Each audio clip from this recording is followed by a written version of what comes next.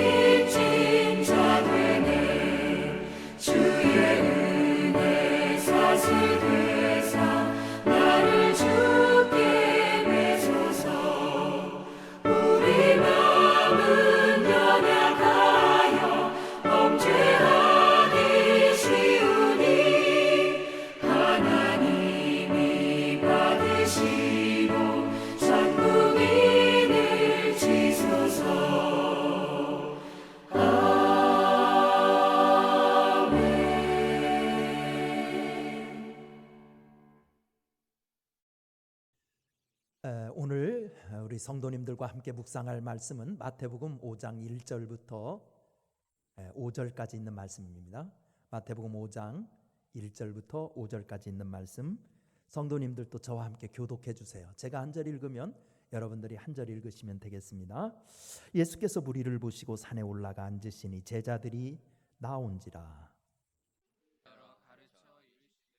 심령이 가난한 자는 복이 있나니 천국이 그들의 것임이요.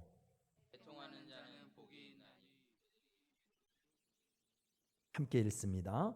온유한 자는 복이 있나니 그들이 땅을 기업으로 받을 것임이요. 아멘. 아주 먼 옛날에 한 임금이 원하는 것은 무엇이든 나오는 신기한 맷돌을 가지고 있었습니다. 얼마 가지 않아 이 맷돌에 대한 소문이 퍼져서 욕심 많은 도둑들까지 귀에 들어가게 되었어요. 도둑은 깊은 밤에 궁궐의 담을 넘어 임금님의 맷돌을 훔쳐 달아났습니다. 도둑은 자기를 찾을 수 없는 먼 나라에 가 살려고 힘껏 너를 줘 바다 가운데 다다랐습니다. 그리고는 맷돌에게 말했습니다. 맷돌아 돌아라. 소금을 다오. 눈처럼 하얀 소금을 다오.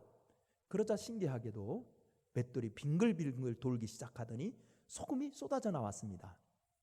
흥분한 도둑은 덩실덩실 춤을 추며 맷돌을 더욱 빨리 돌렸습니다. 맷돌은 계속해서 소금을 만들어 내었습니다. 결국 소금의 무게 때문에 배는 바닷속으로 가라앉고 말았고 맷돌은 지금도 멈추지 않고 계속 돌고 있어서 바닷물이 짜게 되었다는 전래 동화입니다. 이 동화는 사람의 헛된 욕심을 꾸짖는 교훈이 들어있지만 참된 복이 무엇인지를 되새기게 하는 가르침도 들어있습니다.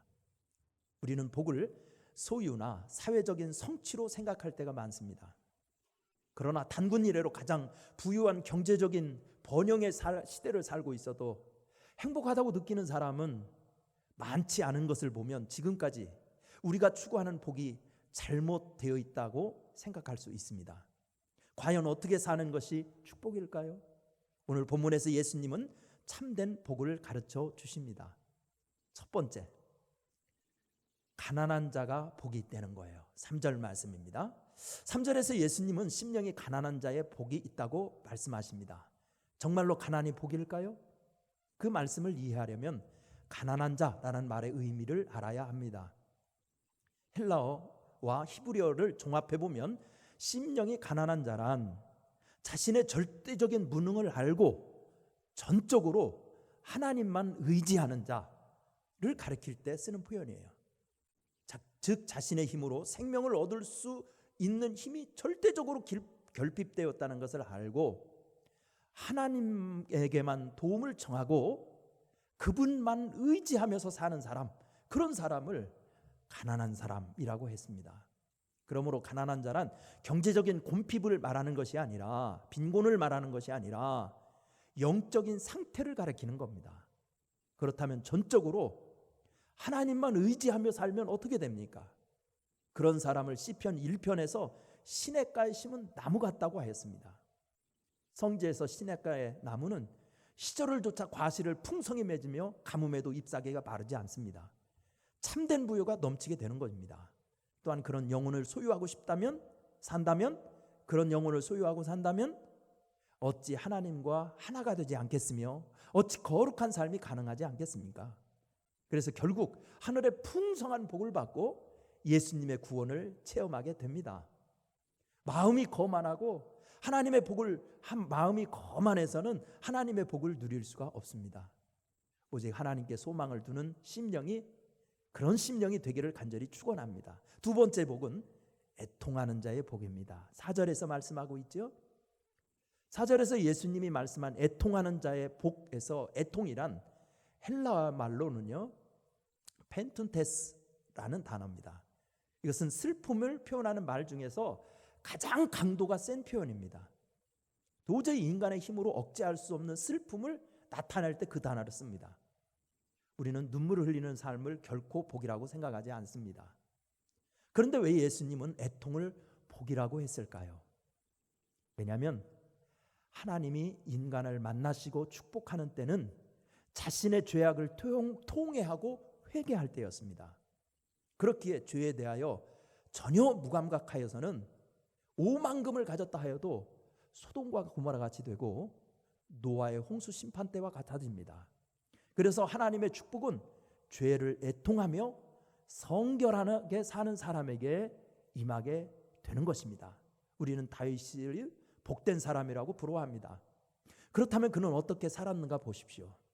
시편 6편 6절 말씀에 보면은요, 밤마다 눈물로 내 침상을 띄우고 요를 적셨다, 이렇게 고백하고 있어요. 우리는 죄에 대해서 무감각한 시대를 살아가고 있습니다. 자신의 죄악을 아파하기보다는 남을 정죄하고 단죄하는데 더 빠르게 처신하고 있습니다. 그러다 보니 어느 곳에서도 자성의 소리는 들리지 않고 상대방을 단죄하는 칼날 부딪히는 소리만 요란합니다. 그런 곳에는 하나님의 위로가 있을 수 없습니다. 애통해야 하나님의 위로를 받고 애통해야 하나님의 축복도 있는 겁니다. 그래서 예수님이 애통을 복이라고 한 거예요. 우리 복동교 모든 성도 여러분, 애통할 줄 아는 성도들 되시기를 바랍니다. 세 번째는 온유한 자의 복입니다. 5절에서 예수님이 온유한 자는 복이 있다 할 때 이 온유하다는 말은 헬라 말로 프라이에이스라는 단어를 쓰고 있습니다. 이 프라이에이스라는 단어는 세 가지 의미를 가지고 있어요. 첫째는 두 극단에 서지 않는 것, 극단에 서지 않는 것. 분노할 때 분노할 줄 알고 분노를 금할 때 금할 줄 아는 것, 이런 것을 온유하다 했어요. 둘째는 자기 자신의 마음을 잘 다스리는 겁니다. 헬라 사람들은 잘 길들여진 동물, 예를 들면 개라든지 아니면 소라든지 잘 길들여져서 주인 말을 잘 듣는 상태, 그런 거를 온유하다 그랬어요. 셋째는 모든 교만이 사라진 겸허한 자세를 가리킬 때 온유하다고 그랬습니다. 즉 자신의 무지와 연약함을 깨닫고 자신에게 필요한 것이 무엇인지를 배우려는 그런 삶의 자세를 가진 사람, 그런 사람을 온유하다고 그랬습니다. 이렇게 볼 때 온유한 자를 한마디로 표현하면 하나님에 의해서 온전히 다스림을 받을 수 있는 자, 그런 자를 온유하다고 얘기할 수 있어요. 바로 이런 사람은 땅을 기업으로 받는 축복이 있어요.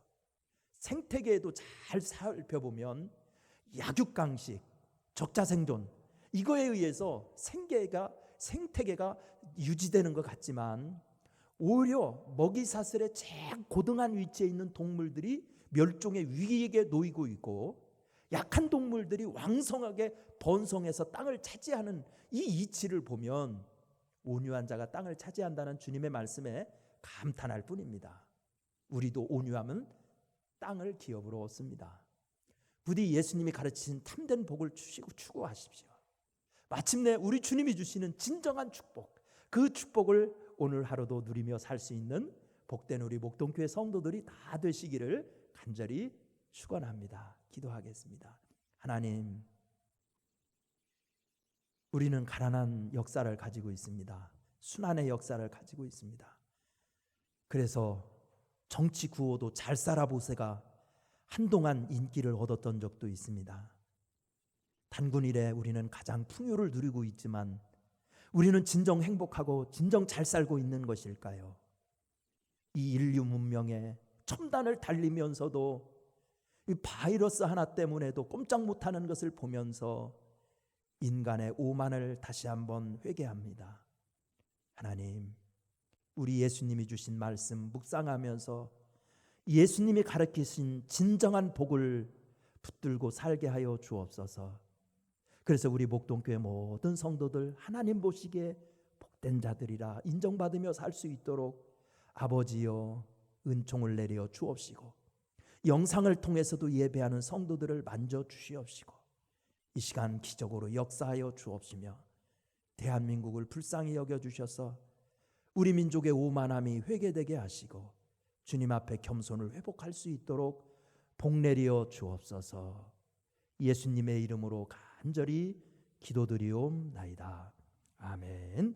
찬송가 450장 찬송입니다. 430장입니다. 430장 주와 같이 길 가는 것, 430장 찬송 부르시겠습니다.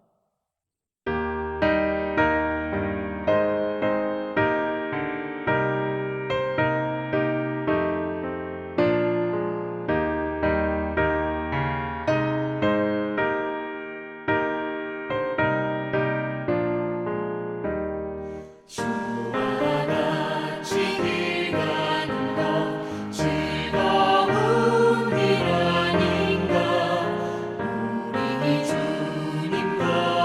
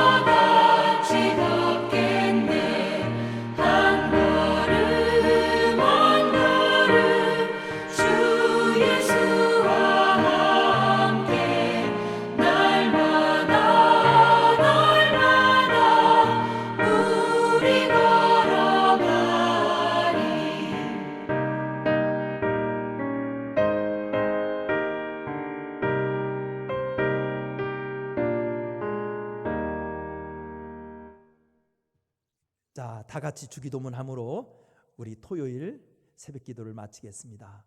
하늘에 계신 우리 아버지여, 이름이 거룩히 여김을 받으시오며 나라가 임하시오며 뜻이 하늘에서 이루어진 것 같이 땅에서도 이루어지이다.